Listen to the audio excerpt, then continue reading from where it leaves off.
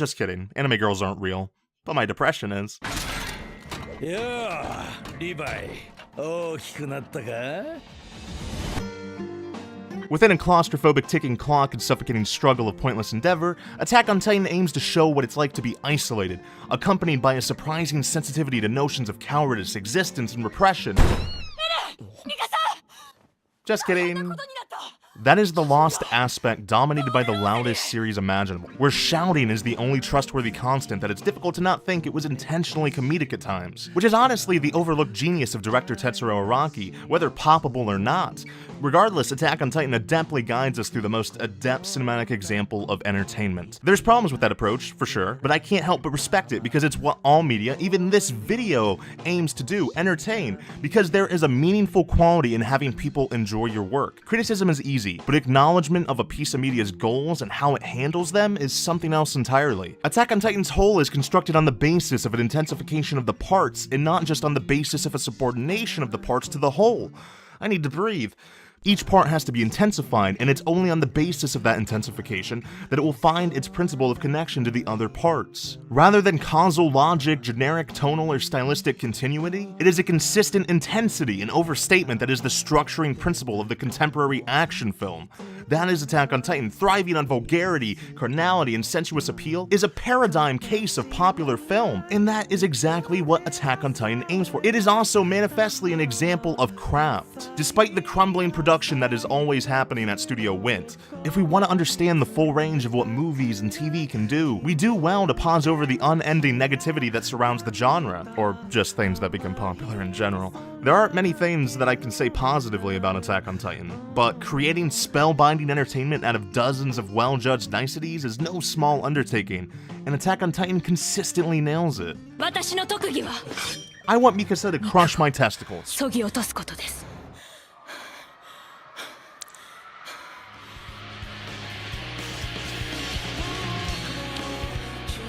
A badminton anime with cute girls. Anime of the year. Taku Kishimoto of the scripts behind Haikyuu is handling the series composition, so the series will definitely understand the oh-so-many necessary shades to characterization to having a meaningful sports series. And it definitely helps that the manga's base has that. Hanebado baits people in with a sort of cute and fan-servicey beginning, but down the line it shifts into a dense, unyielding display of action drama, with each swing of the racket feeling earned and impactful due to build-up personal stakes off the court. Tethering a match to an emotional shift makes the physical beats land that much harder, and Hanebado lands that shuttlecock on the other side of the net every time. This could be the best sports show of the year. Never mind.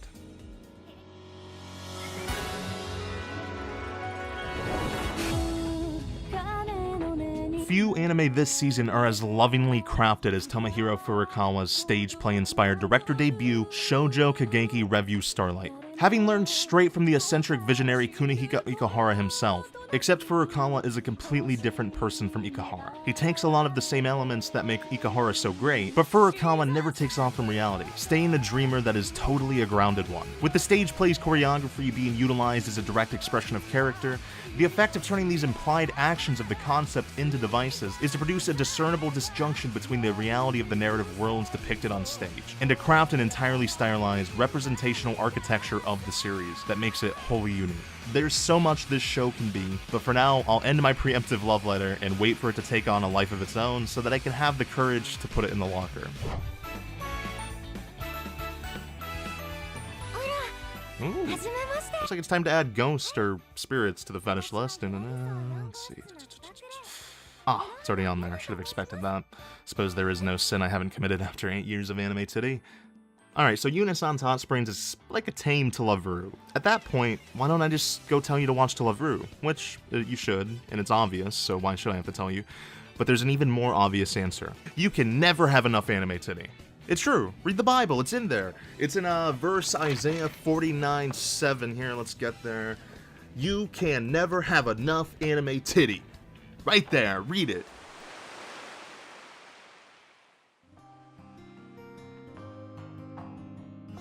It's pretty obvious by now I'm not interested in telling you guys synopses.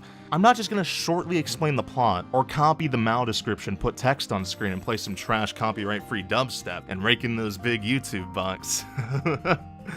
I care. I really care about many of the things I talk about. And I am especially going to not do any of that with Island. Because for years, I looked forward to Island's release, and then it finally reached me in 2016, and it... as sappy as it is to say this, I guess, I love what I love.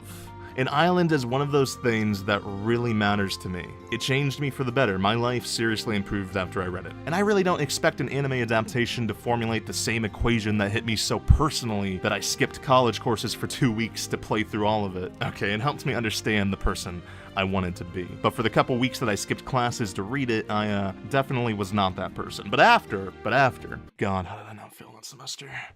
But after it, I'm a better me. I am the Glenn I want to be. I'm the Glenn talking to you now. And okay, time for some words that are a bit less personal. Island's setting isn't a mystery, shockingly.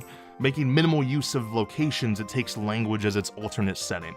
Words making up the space between people. And that's where all stories originate, the gasp of air that come out of our mouth to keep that space alive. Close or far and the rest of the world, nobody cares. Those words isolate, bring together, but only between those people that are spoken. Two people breaking each other's hearts in one room, another person washing their laundry as a train passes, the driver trying to make it through to the next stop. They're all coexisting in the same world, but all of those other happenings do not matter to them. Overscoring this to maximize a kind of fullness of emotion, this creates a tension between the eternal, the permanent, and the immediate. But it is within the immediate world, a character signifying personal confinement, that an experience that grips and unnerves, that the purest emotion resides. And Island's titular protagonist surrenders to his inner romantic with a deafening depiction of thoughtful isolation. Basically, Island is really good, and it matters a lot to me. And also, the English release of the visual novel is coming out, I don't know, I think late 2018 or something, so support visual novels. The trend of classic manga being adapted continues with Banana Fish, a series that still hasn't left many's best manga list despite its debut in 1985, and that is due to it featuring a kind of depth and genuine adult mindness that goes far beyond the blood and booze of R-rated fare that dominated its time, and right into something far more devastating, echoing a time similarly ravaged by the raving of age, where the reverberation of right and wrong are undone in the same breath. It chronicles the lives of those in the undercity of old-school New York. Banana Fish fluctuates into something that you kinda don't understand why the fuck it's called Banana Fish, into an inadvertent shoujo action story, which explains why it's being directed by ex-KyoAni/do Hiroko Utsumi. From Bungo Stray Dogs to Days, she'll chase cute boys anywhere. Director of the 2 seasons of Free and storyboarder for many of KyoAni favorites like K-On!, Hyoka, and Haruhi, Utsumi was a huge loss to the studio, but hey, she left her mark of hot boys at KyoAni and is now bringing it to the other parts of the industry. She's living the dream, and I am gonna fully support that dream. But that does leave a problem for what Utsumi left behind. I'm doing this because I'm super certain of my sexuality, actually. Free, specifically Season 3, it's lacking Utsumi, and it is placing a longtime KyoAni member at its head for his TV anime director debut, Eisaku Kawanami. Key animator since essentially KyoAni's conception, Kawanami has been left to a vibrant aesthetic in a lieu of expectations that aren't his. But through the Free shorts and films, it's pretty obvious that he has the talent to not only create something wholly his own, but to also imitate what Utsumi laid as groundwork for the series. Which, despite the rockiness of the first season, Eternal Summer has altered Free into something fully not itself, or at least not its original idea, and that is completely for the better, in my opinion. Eternal Summer was great, and everything that came after was great. Like, seriously, if you watched the first season of Free and you didn't think it was any good, you should really watch Eternal Summer. But back to, whatever. Before, Free would conjure up these fleeting moments of wistfulness, the first season, and tend to keep you at arm's length. And at first, Eternal Summer suggested the same impenetrable aura of the original, but the colorful surface and shoebox set design quietly revealed a poignant character mosaic underneath that slowly morphed Free into something greater. Not that the abs weren't enough before, honestly. The Western anime community's universally loved series since the beginning of the new millennium was the ultimate celluloid fever dream and about as sensual as the medium gets, fully coolly. And now it's back. To dismay, to enthusiasm, emotions are a scale and there's no balance. I err on the side of enthusiasm. Nothing new is going to get rid of the original, nothing new is going to alter Fully Cooley's legacy. And to be blunt, to its larger effectiveness, you really have to forget all the hysterics of nostalgia and embrace this new creation for what it is, familiar in a much, much different way. I've staved off from watching past the first episode of Adult Swim's broadcast because I want to watch the Japanese version. Yeah, fucking. I'm a weeaboo. Who would have fucking guessed it? Oh my god. I'm not going to tell people not to watch the dub. And I would say a slew of fluffy words to describe how much the original meant to me, but progressive and alternative aren't the original. They're just that, progressive and alternative. They are not fully cooly. They have new ideas and new lessons, and even though it's inevitable that these two new series tackle the same universal lessons the original did, it is 2018. Lessons change with time. They become refined, slightly different in a new age where society has put those lessons through a new lens that could only exist with the passage of time. And now the very people who were taught the original's lessons so many years ago finally get their chance. Their chance to swing the bat.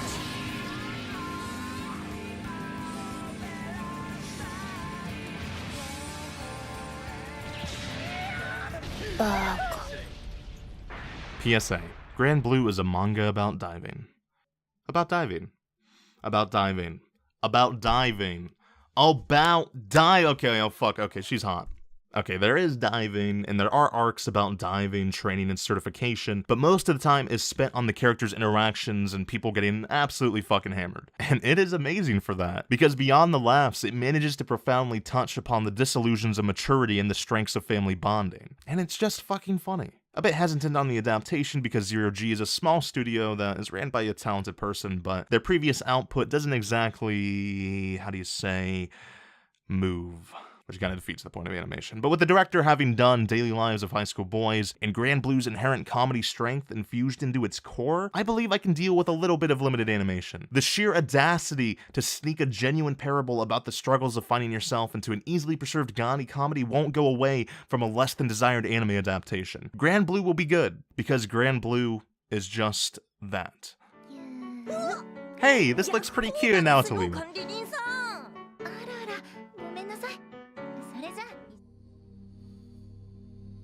An elite but socially stunted gamer finds himself in another world inhabiting the body of his character Diablo. Despite his powers, his awkwardness keeps getting in the way, so he decides to pretend to be a demon lord and soon finds himself with a pair of slaves. That kind of sounds generic when I say it. And the slaves are a well-endowed elf and lolly cat girl. Woo! 10 out of 10, that's the good shit! Aw, what a sweet title. I wonder what Happy Sugar Life is about. Oh yeah. This is super my thing, actually, and you know what, I'll be blunt. I've already read Happy Sugar Life, I know all about it, as I do with mostly everything I talk about, but whatever. But buying into Happy Sugar Life is largely about buying into a character's fascinating portrayal. Yandere. Really, if it was a genre, this would be a part of it. And even if I lack the word gymnastics to convince you to watch it, Yandere Hanakana. I would literally watch anything with that. And thankfully now, there's Happy Sugar Life, which Santo's constant battle in the pursuit of love lends the series a hypnotic and ethereal rhythm that far outstrips other series about yanderes. It just nails the atmosphere necessary to sell such a broken person, which is shocking considering its heavy shifts between yandere behavior and fluffy yuri. Oh yeah, forgot to mention that. It's super gay, by the way. Super gay. So yeah, it's a masterpiece. But seriously, it's the fact I can describe Santo as a broken person instead of a yandere that just sells what I'm saying. It's not just a trope to be filled, it is a person who just wants to find the meaning of love and to protect it at all costs. Because everyone wants to protect their happy sugar life. Although, Santo just has different ways of going about it, which makes for an unbelievably wild ride to be had with the twisted dichotomy between the deluded, pure-hearted love that Santo holds towards Shio-chan and the disturbing, if not demented people that fill Santo's life. I still can't get over Yandere Hanakana.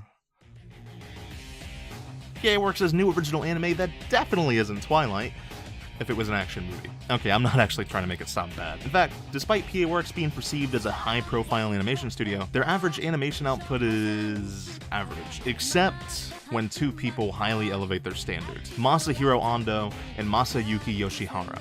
Longtime industry veterans, names you should look up. And thankfully, the former is heading Sirius the Jaeger, which essentially guarantees it a strong production alongside an interesting thematic moral ambiguity considering its plot, which is like vampires versus werewolves, basically. That's the gist of it. I don't know. It's an original anime. There's not much for me to say about it, besides the director being Ando, which is really important, and means that it should definitely be on the radar.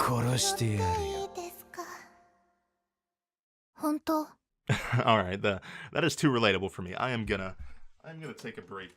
A break that definitely doesn't involve me drowning in my own self-loathing. Satsuriku no Tenshi is perhaps the best example of never giving up on your dreams. Because how the fuck a freeware game made using RPG Maker has managed to become a hit multimedia franchise is beyond me. But hey, I'm glad it did, because I played it. I liked it a lot, actually. And the reason for my liking it is because its comedic take on Dark series leads it far away from the overly abused internal dramatic convenience of similar Dark series.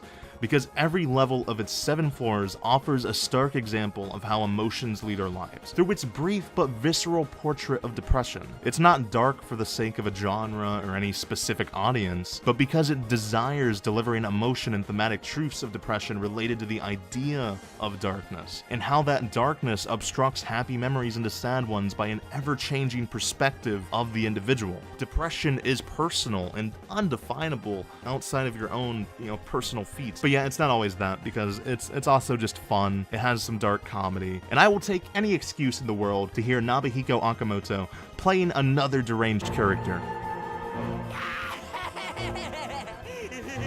Dude, just imagine having sex with him, oh man.